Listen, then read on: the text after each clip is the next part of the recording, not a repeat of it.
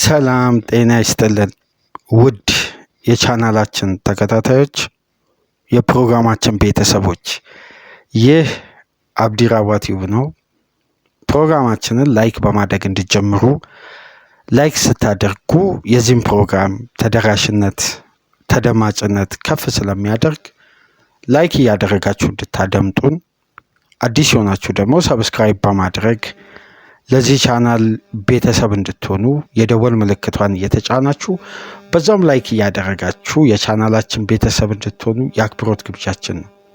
ይህንን ፕሮግራም ደግሞ ከሀገር ውጭ የምታደምጡ በባህር ማዶ ያላችሁ የፕሮግራማችን ተከታታዮች በሱፐር ስቲከር፣ በሱፐር ቻት፣ በሱፐር ታንክስ ድጋፍ እንድታደርጉ በአክብሮት እየጋበዝን የሶስተኛ ክፍል የዕለተ እሁድ ፕሮግራማችን ትኩረት የሚያደርገው እስቲ ወደ ለንደን እንጓዝና በቼልሲ ቤት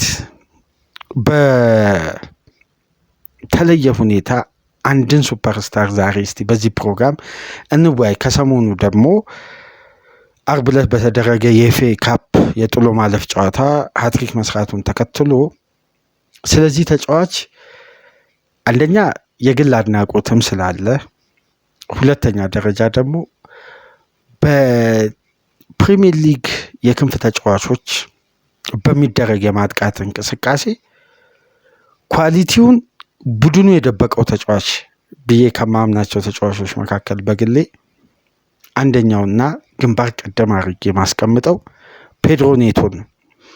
ይህን ስላችሁ ቼልሲ ባለው እንቅስቃሴ ኔቶን ከፍ እንዳይል አድርጓል በሚል አይደለም። ወደ በኋላ ይህን የምልበት የግል አስተያየቴን አካትቼ በዚህ ፕሮግራም እንግዲህ በስፋት እንወያያለን። ዛሬ በፕሪሚየር ሊጉ በጣም ከማደንቃቸው የክንፍ ተጫዋቾች መካከል ምናልባት በግሌ ለእኔ ምርጡ የክንፍ ተጫዋች እያንዳንዱን ኳስ ወደ አደጋ መቀየር የሚችል በፕሪሚየር ሊጉ ቁጥር ያላገዘው የተሟላው የክንፍ ተጫዋች ብላችሁ የሚገልጸው ተጫዋች በፕሪሚየር ሊጉ ማየት ከሚያስደስተኝ የክንፍ ተጫዋቾች መካከል እያንዳንዱን የክንፍ ተጫዋች ቴክኒክን ያሟላ ቼልሲ ይህን የ25 ዓመት ምርጥ ዊንገር የራሱ ካደረገበት ጊዜ አንስቶ ምናልባት የክሊርሌይ ካፒታልና የቶዲ ቦይሊ ፕሮጀክት ቅርጹ ሚናውን የገደበ ተጫዋቹን በፕሪሚየር ሊግ በግሌ ዊንገር ስንልና አስቆጣሪ የፊት መስመር ተጫዋቾች ይለያያሉ። አሁን ፔድሮ ኔቶን ዊንገር የተሟላ ዊንገር ስለሆነ የክንፍ ተጫዋች ነው። አሁን በአንዳንድ መመዘኛዎች ስናነሳ መሐመድ ሳላን ዊንገር ለማለት ይከብዳል። ቁጥሮቹ የፊት መስመር ተጫዋች ብንል የበለጠ የተሻለ ነው። ሮናልዶ ዊንገር አይደለም። ለምሳሌ ሊዮኔል ሜሲ የዊንግ ተጫዋች አይደለም። እነ ኪሊያን ኤምባፔ መጀመሪያ ካሉበት ሚና አንጻር ዊንገርም አይደለም። ኦስማን ዴምቤሌ ዊንገር ነበር። ከዊንግ ተጫዋች ደግሞ እንዴት እንደቀየሩት አይታችኋል።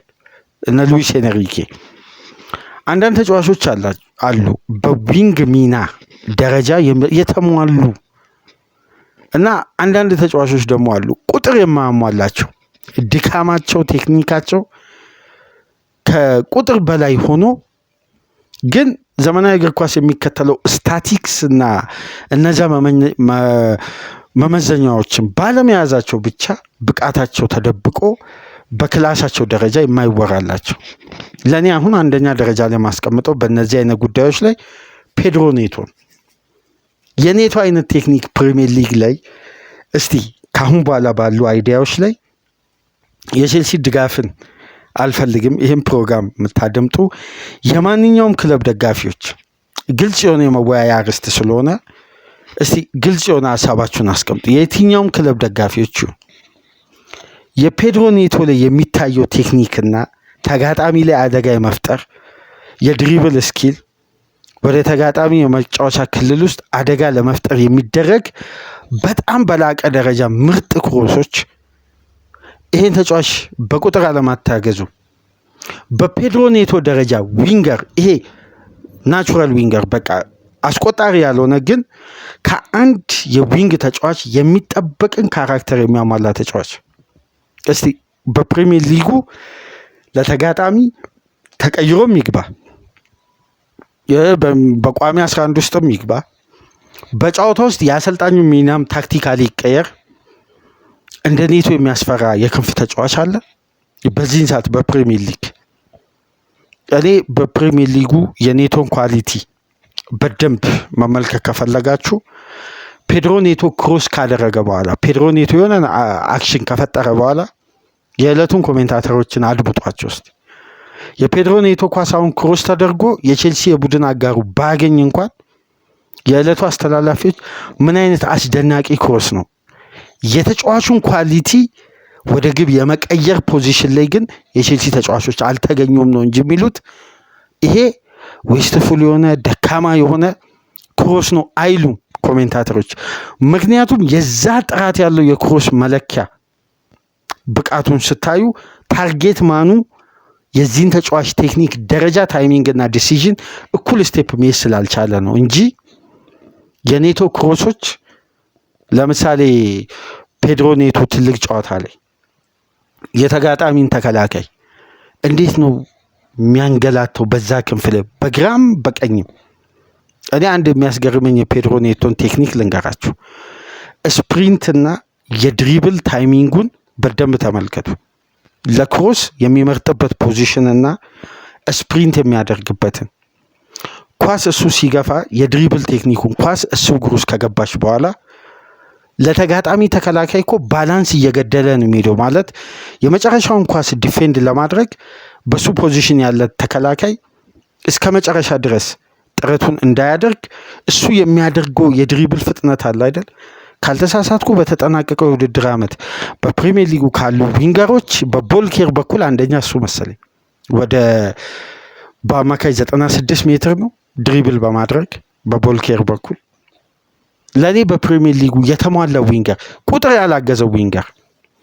እስቲ በደንብ ተመልከቱ የሪያል ማድሪድን ፕራይም ታይም ቤንዜማ፣ ቤል፣ ሮናልዶ ያሉበትን ተመልከቱና ከአንድ ሲዝን ቤል ከመዘዋወሩ በፊት ሮናልዶና ቤንዜማ፣ ዲማሪያ፣ ኦዚል ባሉበት ያ አራቱ ትሪያንግል የጆዜ ሞሪኖን ተመልከቱና የዲማሪያን ወርክሬት የሮናልዶ ክላስ የሸፈነው እንጂ ዲማሪያ በዛ የቡድን እንቅስቃሴ ላይ ፕሬሲንግ፣ ድሪብሉ ተጫዋችን እንዴት ነበር በክንፍ በኩል እያንገላታ የሚያልፈው የነበረው።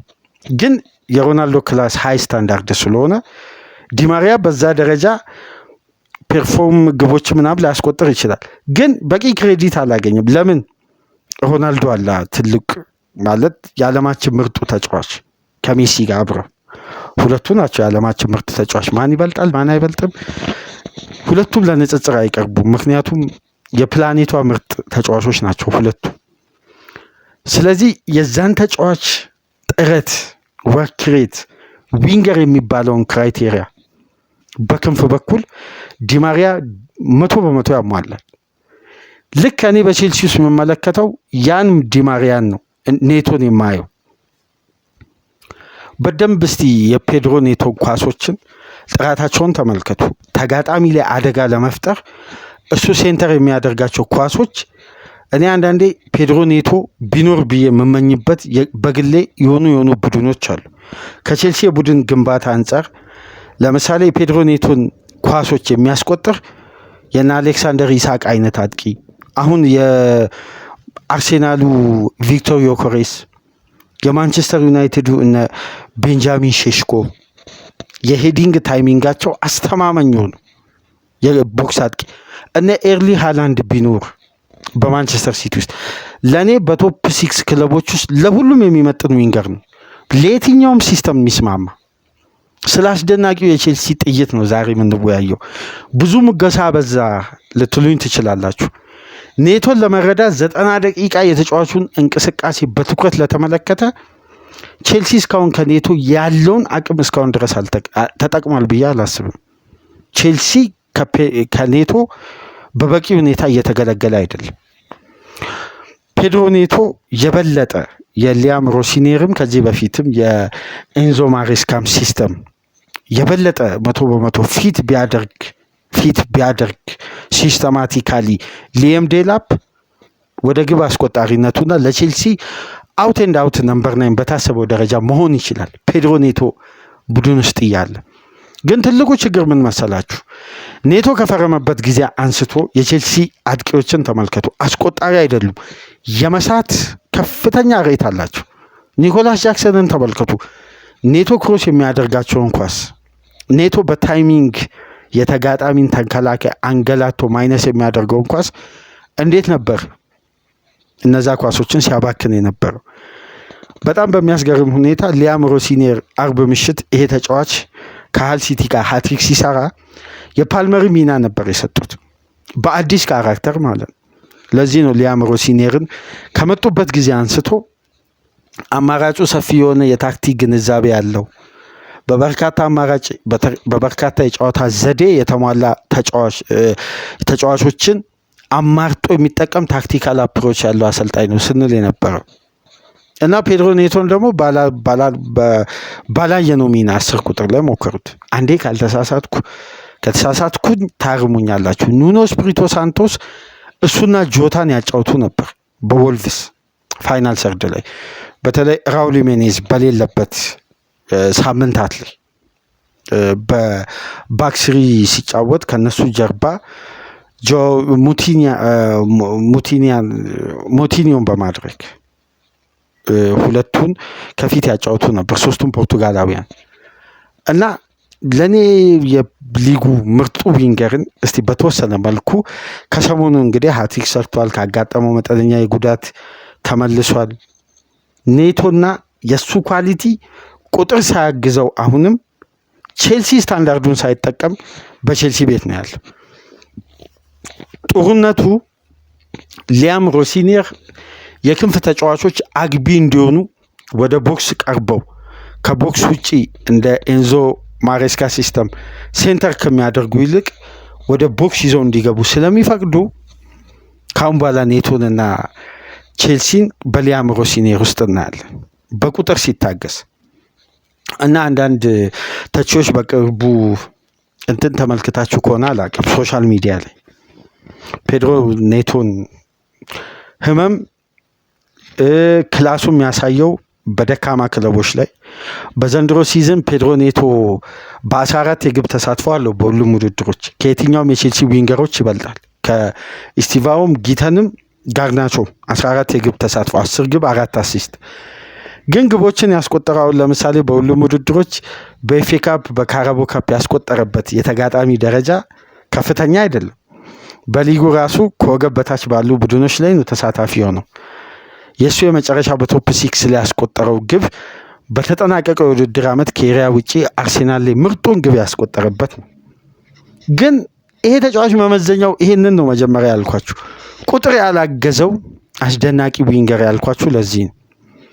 ለመሰላችሁ ዘመናዊ እግር ኳስ ውስጥ ቢግ 6 ላይ ለምሳሌ በፕሪሚየር ሊግ ትላልቅ ቁጥሮችን መሐመድ ሳላ ይዟል። ለምሳሌ በፕሪሚየር ሊጉ ታሪክም የትኛውም ተጫዋች አድርጎ ማያውቀውን ኦልድ ትራፎርድ ላይ ሃትሪክ ሰርቷል። በፕሪሚየር ሊጉ ታሪክ 22 የግብ ተሳትፎ ማንቸስተር ዩናይትድ ላይ ያደረገ ተጫዋች የለም። ይሄን ይዟል። ሲቲ ላይ 21 ይዟል። በሁሉም ውድድሮች የትኛውም ቡድን በአንድ የማንቸስተር ከተማ ሁለት ቡድኖች ውስጥ በአጠቃላይ 43 የግብ ተሳትፎ ያደረገ የፕሪሚየር ሊግ በታሪክም የለም። እነዚህ ቁጥሮችን ስለያዘ ሳላ የሚያገኘው ክሬዲት ሁሌም በወርልድ ክላስ ደረጃ ነው። ቡካዮ ሳካን ስታነሱ ደግሞ በስኬቱ በውጤታማነቱ አይደለም፣ በለንደን ደርቢ በሚያደርገው እንቅስቃሴና ተሳትፎ እንደዚህ እያልን ከሀይ ክላስ ወደ ሚድል ክላስ ምን እያልን ብንወርድ ፔድሮ ኔቶን እስቲ ቆይ የትኛው ማለት አሁን የተጫዋች ቁጥር አላገዘውም፣ ግን ያለው አቅምና ቴክኒክን ተመልከቱ።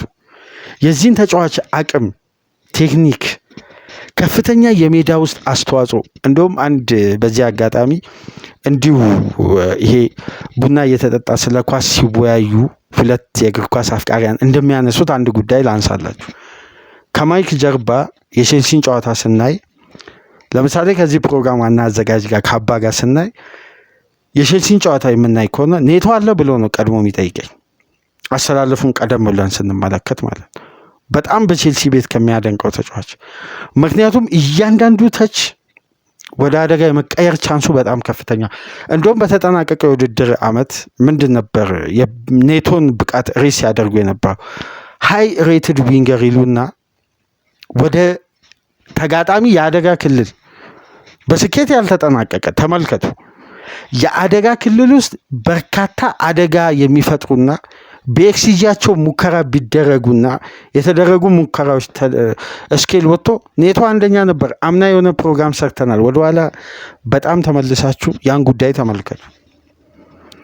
ኔቶ የትኛውንም ዊንገር እርግጠኛውን ልንገራችሁ፣ የትኛውንም የፕሪሚየር ሊጉን ፉልባክ በዚህን ሰዓት የትኛውንም የፕሪሚየር ሊግ ፉልባክ 100% በድሪብልም በቴክኒክም በየትኛው መመዘኛ ማለፍም ይችላል። ለተጋጣሚ ላይ የበለጠ ጫና መፍጠር ይችላል። ይሄ ፖርቱጋላዊ ተጫዋች እንግዲህ ከሰሞኑን ከጉዳት አገግሞ ግብ አስቆጥሮ ሃትሪክ ሰርቶ በፕሪሚየር ሊጉ ለማንጸባረቅ እንግዲህ በኤፍኤ ካፑ መነሻ የሚሆን መነቃቂያ የሚሆን ለፕሪሚየር ሊጉ ጥሩ መንደርደሪያ የሚሆን ብቃት በኤፍኤ ካፑ አሳይቷል። ለቼልሲ ደጋፊዎች ፔድሮ ኔቶን እስቲ በእኔ ግብዣ ተመልከቱት። እንትኑን ቪዲዮቹን ዩቲዩብ ላይ ግቡና የራሳችሁን ተጫዋች ድሪብል የሚያደርግበትን ስፒድ ተመልከቱና በፕሪሚየር ሊጉ ይሄን የሚያክል የድሪብል ፍጥነት ማለት ኳሱ እግር ውስጥ የምትቆይበትና በሁለት እግር ድሪብል የሚያደርግ ተጫዋች አጋጥሟችሁ ያውቃል? በዘመናዊ እግር ኳስ ምናልባት ዴምቤሌ ድሪብል ነው ያልኩት፣ በሁለት እግር የሚጫወት ሳይሆን በሁለት እግር ድሪብል የሚያደርግ። ኔቶ እኮ በሁለቱም እግሩ ባላንስ ጠብቆ ክሮስ የሚያደርግ ተጫዋች ነው። እና አንዳንዴ የዚህ ተጫዋች ቴክኒክ አቅም በፕሪሚየር ሊጉ ያለው ብቃት ክለቡ በሱ ውጤታማነት ነጥቦችን ቢያገኝ የፔድሮ ኔቶ ብቃት ቢወራለት ደስ ይለኛል። በዚህ ዊንገሮችን የእንግሊዝ ሚዲያ ሰማይ አውጥቶ አሁን ለምሳሌ አንቶኒ ጎርደን 2 የፕሪሚየር ሊግ ጎል ሲያገባ የእንግሊዝን ሄድላይንስ ተመልከቱ። 2 የፕሪሚየር ሊግ ጎል። ጃክ ግሪሊሽ 100 ሚሊዮን ፓውንድ አሁን ለጃክ ግሪሊሽ ተከፍሏል። የጃክ ግሪሊሽን እስቲ ቴክኒክ ይሄ የሲቲ ደጋፊዎች ጋር በቀጥታ የሚንጻር ወይም ኔጌቲቭ ነገር ለማንሳት አይደለም፣ ግን እስቲ የግሪሊሽ ቴክኒክ ነው ለእግር ኳሱ ቤተሰብ ሊያረካ የሚችለው ወይስ የሱ ጉልበትና ይሄ አካል ብቃት ነው ለእግር ኳሱ ቤተሰብ ይሄ ሊያረካ የሚችለው ወይስ የፔድሮ ኔቶ ቴክኒክ ነው? እኔ አንዳንዴ በእግር ኳስ በጣም አስደናቂ ዊንገሮች ይመጡና በየዘመኑ ይፈጠሩና እነዛን ዊንግ ተጫዋቾች የእግር ኳሱ ቤተሰብ ሳይጠግባቸው ብቃታቸውን በአግባቡ ሳያይ በቃ ከስክሪን ላይ ይጠፋሉ። ወደ ሆነ ሊግ ተዘዋወረ ይባላል። የሆነ ሰዓት ሪታየር ስናደርግ ነው የምንሰማው። ኔቶ ደግሞ በቼልሲ ቤት በደም ተመልከቱ። ይሄ ተጫዋች ኮልቪስ ሲመጣ አንድ የተሰጋው ሪከርድ አለ፣ 51 ሚሊዮን ፓውንድ ሲከፈልበት የጉዳቱ ሪከርድና ተጫዋቹ ጉልበቱና ይሄ ጡንቻው ላይ የሚያጋጥመው ጉዳት በጣም ስጋት ነበር። ግን ቼልሲ ቤት እንደመጣ በቼልሲ ፊዚዮቴራፒስቶች፣ የሕክምና አባላት ከአንዳንድ የተቀረፈው የተጫዋቹ ችግር የሕክምናው የጤንነቱን ጉዳይ በደንብ ክለቡ ማኔጅ ማድረግ ችሏል። እስቲ በቀሪ 12 የፕሪሚየር ሊግ ጨዋታዎች ቼልሲ በሚሳተፍበት በኤፍኤ ካፕና ሻምፒየንስ ሊግ ጨዋታዎች ጊዜው የፔድሮ ኔቶ ይሁን ካሁን በኋላ። ለማንኛውም በእኔ ግብዣ የቼልሲ ደጋፊዎችም ይህን ፕሮግራምም የምታደምጡ ይሄ የሊያም ሮሲኔርን ጥይት አዲሱን ኮከብ ከስቲቫሮ ከፓልመር ከጆዋው ፔድሮ ጋር አስቡት።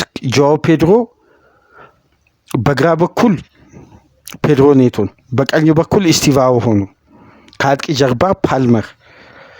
ቼልሲ ምን ያክል ጥይት የሆነ የፊት መስመር ተጫዋች እንዳለው ተመልከቱ። ይሄን የፊት መስመር አስፈሪነት በደንብ ተመልከቱ። እስቲ በቀጣይ ጨዋታ ደግሞ ድረ ጨዋታና ቅድመ ጨዋታ ነጥቦች ላይ እንወያያለን።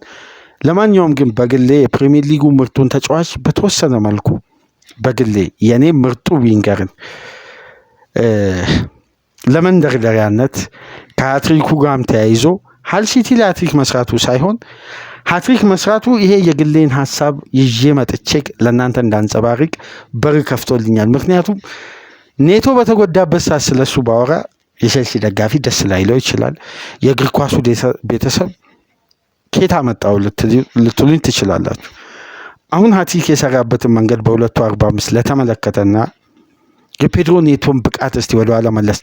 ኔቶ እኮ በሊቨርፑል፣ በአርሴናል፣ በሲቲ በቶፕ 6 ክለቦች በሁሉም ሲፈለግ ነው ቼልሲ የነጠቀው። ሳይታሰብ ነው የነጠቀው። ለማንኛውም ፔድሮ ኔቶን የሶስተኛ ክፍል ፕሮግራማችን ያደረግንበትን አዲሱን የሊያም ሮሲኒር የአሰልጣኝ ጥይት በተወሰነ መልኩ አነሳን። ኔቶ በቁጥሮች ታግዞ ምርጡ ብቃቱን የምንመለከትበት ጊዜ ሩቅ እንዳልሆነ እዚህ ጋር እያሳሰብን በአርሴናል ሪሴት ሞመንተም በሊቨርፑል ደግሞ የኤፍኤ ካፕ ድል ላይ ቆይታ ያደረግንበት የዕለተ እሁድ 3 ፕሮግራም በእንዲህ መልኩ ተጠናቀቀ። ላይክ፣ ሼር፣ ሰብስክራይብ በማድረግ ከኛ ጋር ቆይታ እንድታደርጉ የአክብሮት ግብዣችን ነው። ሰኞ ንጋት ፕሮግራም እስከምንገናኝ ድረስ በሱፐር ስቲከር፣ በሱፐር ቻት፣ በሱፐር ታንክስ ድጋፍ እያደረጋችሁ እንድታደምጡን መልካም የረፍት ቀን እንዲሆን ተመኘን። ሰላም ቆዩ።